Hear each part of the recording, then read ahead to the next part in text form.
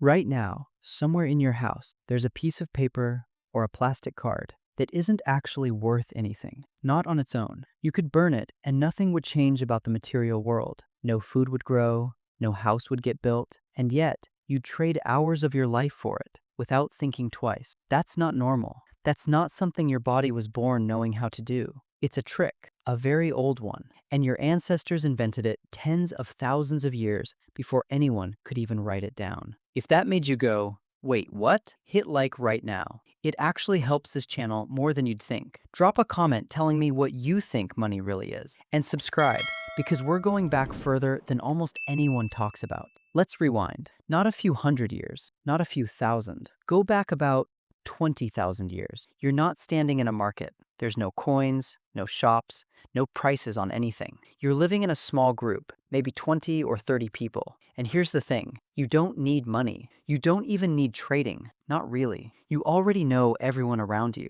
You know who shares food, who's lazy, who helped you last winter when things got hard. So when you give someone a chunk of meat, you're not selling it. You're just giving it because you know it'll come back around eventually from someone, somehow. No prices, no haggling, no I owe us written down anywhere because writing doesn't exist yet. Your memory is the only record you need. And honestly, this system worked. It worked for hundreds of thousands of years, but it only worked at one size, small. The second your world got bigger than the people you personally knew and trusted, the whole thing fell apart. And your world was about to get a lot bigger. As human groups grew and spread out, they started bumping into other groups. Strangers, people whose names you didn't know, people you might trade with once and never see again. And here's the problem. You had something they wanted, and they had something you wanted, but there was no guarantee those two things would line up. Say you had fish. The guy in front of you had arrowheads. Cool. Except he didn't want fish today. He wanted firewood. So now what? You'd have to go find someone who wanted your fish and happened to have firewood, and hope that person also wanted the arrowheads from the first guy. It sounds annoying because it is annoying. Economists actually have a name for this headache, the double coincidence of wants. Basically, direct trading between strangers barely works once you're dealing with more than a couple of items. So people did something clever, something that probably felt like a small, obvious fix at the time, but ended up changing the entire direction of human history. They picked an object, something that had no practical use whatsoever. You couldn't eat it, you couldn't build with it, but everyone agreed it was valuable. And because everyone agreed, it actually became valuable. Think about your brain for a second. Somewhere in there is basically a tiny gatekeeper whose entire job is figuring out one thing. Can I trust this stranger enough to trade with them? For most of human history, that meant actually knowing the person, knowing their face, their reputation, their history. But at some point, someone figured out a shortcut. Instead of trusting the person, trust the object in their hand. If everyone agrees a shell is worth something, you don't need to trust the stranger holding it. You just need to trust the shell. That's not just a fun way to describe it. That's literally how money started. And the proof is older than most people expect. Around 75,000 years ago, in a cave in South Africa, humans were drilling small holes into seashells and stringing them together. Not to eat, not to build tools, just to wear, trade, or show off. These shells did nothing useful on their own. Their entire value came from one thing, people agreeing together that they meant something. Fast forward to around 8 to 10,000 years ago, and this idea had exploded. Certain objects were basically acting like early cash across huge stretches of land. Shells from ocean coastlines have been dug up in places hundreds of miles from any ocean, meaning someone carried them, traded them, and passed them along, hand to hand, for a very long distance. Cattle worked as currency in early farming and herding societies, and honestly, some historians think the word we use today for wealth, capital, traces all the way back to an old word for cattlehead. Salt was so valuable in parts of the ancient world that some believe Roman soldiers were partly paid in it, which may be where we get the word salary, though historians still argue about how solid that connection really is. Notice what all these things have in common. None of them were actually useful for survival. You can't eat a shell. You can't build a house out of salt. Their power wasn't practical at all. It was social. It was a shared agreement, almost like a game everyone quietly signed up to play. And because everyone played along at the same time, it became real enough to build entire economies on top of. And once that trust exists, everything speeds up. Trade didn't just get a little easier, it exploded. Sites from ancient Mesopotamia show sharp volcanic tools showing up in villages that were nowhere near a volcano. That's not two neighbors trading. That's a whole network, stretching across groups of people who may have never even met face to face, connected only by one shared belief that certain objects held value.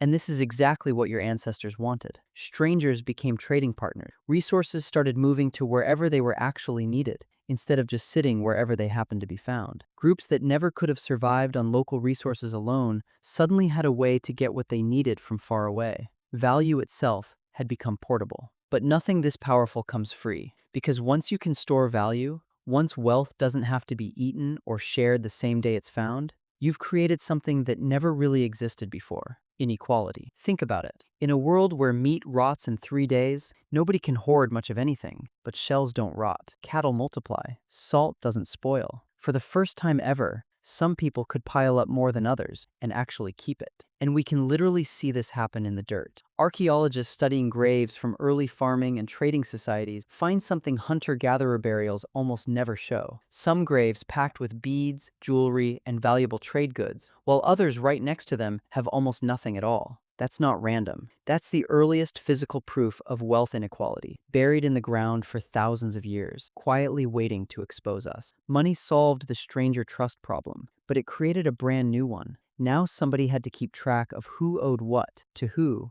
and how much. And that leads to a twist almost nobody sees coming. You've probably heard that writing was invented for stories, for poetry, history, big, important ideas passed down through generations. It wasn't. The earliest writing we've ever found, pressed into wet clay in ancient Sumer around 5,000 years ago, wasn't literature. It was receipts, inventory, records of grain owed, cattle traded, debts that hadn't been paid back yet. When historians studied thousands of the earliest clay tablets ever discovered, the huge majority of them turned out to be boring accounting records, basically an ancient spreadsheet for an economy that had gotten too big for anyone's memory to keep up with. Sit with that for a second. Writing, the same tool we now use for novels, philosophy, science, everything you've ever read, was very likely invented to solve a problem that started with a handful of people agreeing a seashell was worth something. Money came first. Writing showed up afterward, just to keep score. So here you are, right back where you started.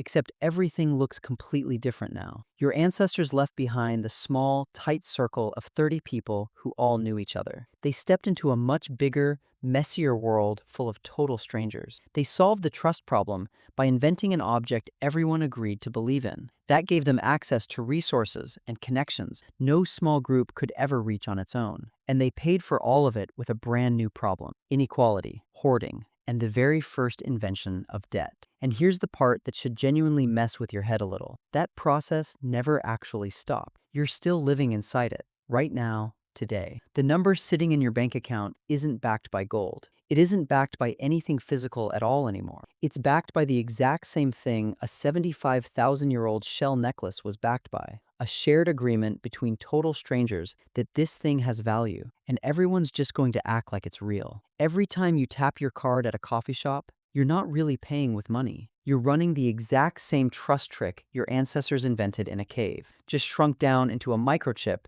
instead of a drilled seashell. You didn't invent trust between strangers. You inherited it from people who solved this exact problem tens of thousands of years before writing existed, before a single city was built, before anything you'd recognize as civilization even started. So next time you glance at your banking app, or hand someone a card, or just casually say the word worth, you're not doing something modern. You're doing the oldest trick your species ever pulled on itself, and it's still working exactly the way it did the very first time.